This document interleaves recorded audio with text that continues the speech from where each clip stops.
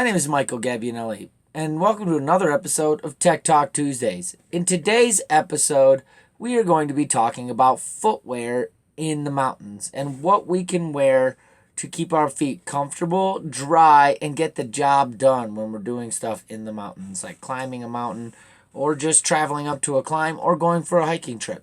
So we're going to work our way from kind of lower support to the most support that I have here today to show you guys.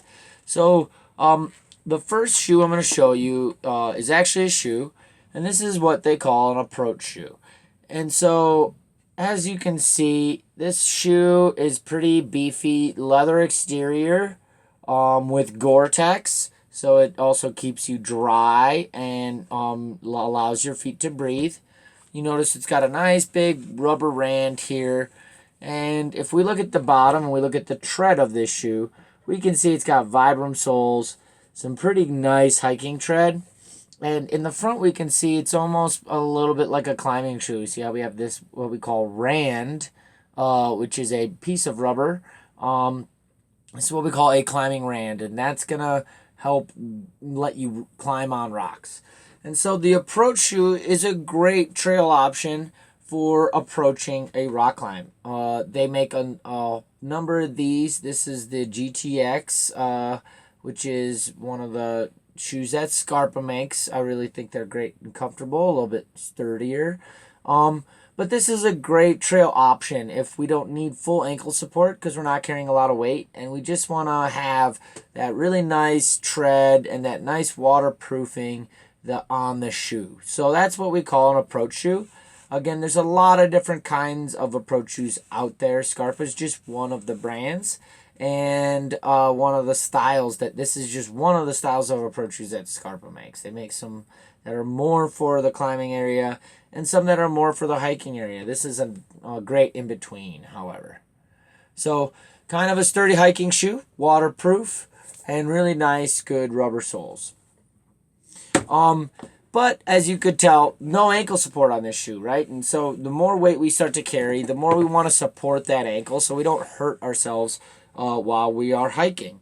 And so here we have a Vask hiking boot. Again, it's Gore-Tex, meaning it's going to breathe while also keeping you dry. Again, a nice leather outer. And you can see this is going to come much higher up on the heel, right? And so that's going to provide some lateral support for your heel. Vibram soles on this. And again, this is more of a hiking boot, right? And so you can see in the front, we don't have that climbing area. This is more for hiking on trail, carrying heavy packs kind of thing. Or if you just need that extra support. And so these come in a lot of different styles and a lot of different companies. They are stiff, yet still flexible, which is nice for hiking when you want to bend that foot to the contours of the trail. And you can kind of see, again, we have the nice eyelets here, so we can lace that all the way up and give that foot complete ankle support using this hiking boot. Just have another option. This is a different style of hiking boot. This is a Columbia hiking boot. But still, you got the nice leather. This has got the Omni Shield, which is Columbia's version of Gore-Tex, so it's supposed to keep you nice and dry and warm. They are flexible, but still stiff, right? To provide that kind of support. And then again, you can see nice tread on the bottom, that Vibram sole. Vibram is the company that makes this rubber. It's well known for its grippiness as well as its durability. So yeah, those are two examples of a full support, ankle support hiking boot. Obviously, when I put this one and the approach shoe side by side, you can see that the hiking boot's going to have quite a bit more ankle support than our approach shoe. And so when we want to carry more weight, we're going backpacking in the mountains. Or if we just really want to make sure we have nice extra support, these are going to be a great option. But they are going to be heavier, right? So we're going to have to stomp around, lift our feet up every single time with that heavier boot. While if we take our approach shoe when we're on a lighter hiking day, it's going to be lighter. It's still going to provide the tread that we need and to protect our foot from the elements, but allow us a little bit more motion while we're doing that. So these are two of the options that I like to use when I'm in the mountains for just regular on-trail travel. And so if I'm doing non-technical trail travel in the mountains, I'm going to be wearing those approach shoes or those hiking boots because they will get the job done. That being said, we live in Colorado with a lot of really amazing mountains that get more technical as you go higher up. And when a lot of times when you get to the top, you're going to need more support from your boot than the hiking boot or the approach shoe can give you. And that's where you're going to get into mountaineering boots. And so mountaineering boots are just like a hiking boot, or they look just like a hiking boot in regards to the shape of the boot. They have the nice ankle support. You can see that it's also got a rand on it, so it's kind of like our approach shoe and our hiking boot have kind of conjoined in this option here. One thing that's really important is there are two kinds of mountaineering boots. This is the first style, and this is what we call a single boot. And so this is a single boot, meaning there's just one wall. It's just one boot with the one exterior outside to it. This boot is going to be great for technical mountain travel. So we can do a lot of rock climbing with this. So if we see here, we got our rand. We can also climb ice with this, because if you see here, it's got a nice lip in the front and on the back that's reinforced with plastic. And what that's going to allow you to do is attach a crampon. So if I attach my crampon, crampons are the spikes that go on the bottom of your boot. They come in a lot of different styles, and they do have some that do not attach like this.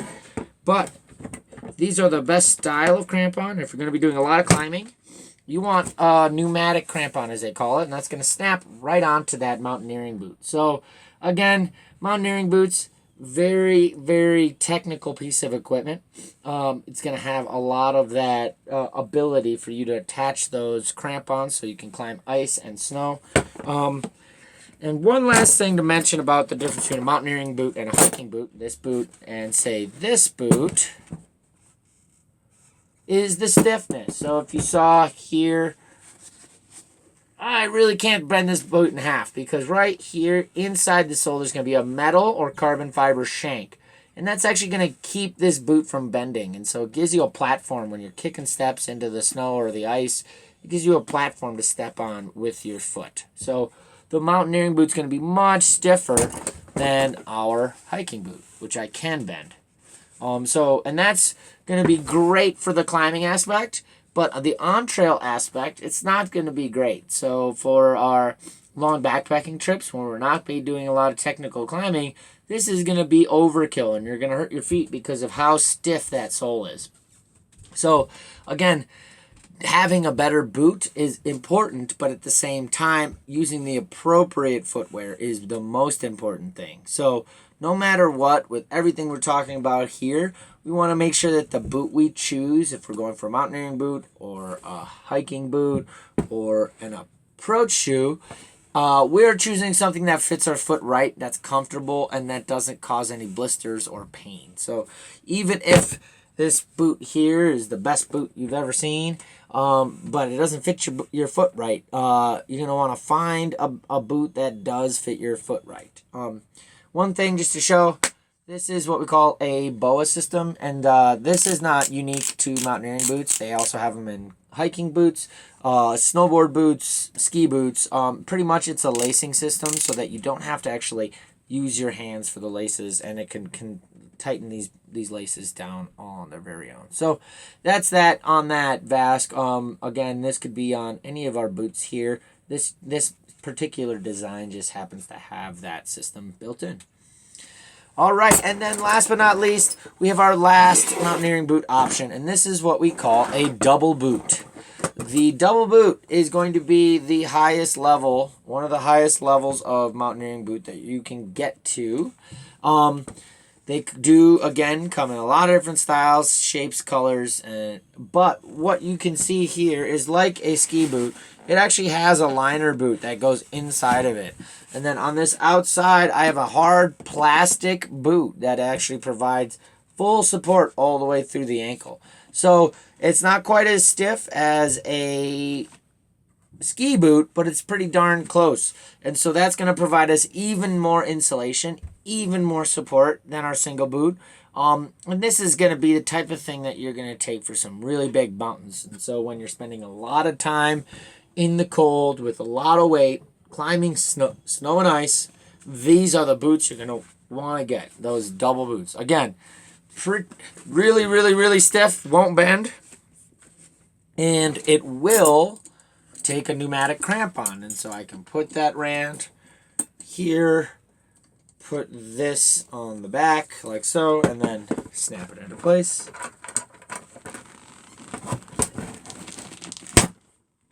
Boom. And now we have our crampon on our mountaineering boot, our mountaineering double boot. Cool. All right. So that's a little bit about mountain footwear, and what kind of footwear we would choose depends on what kind of adventure we are doing that day. So again, always make sure that these things fit and are proper fit to our foot, and that's the most important thing we can do with footwear, is choosing the appropriate shoe for the appropriate conditions, as well as the appropriate shoe for our foot.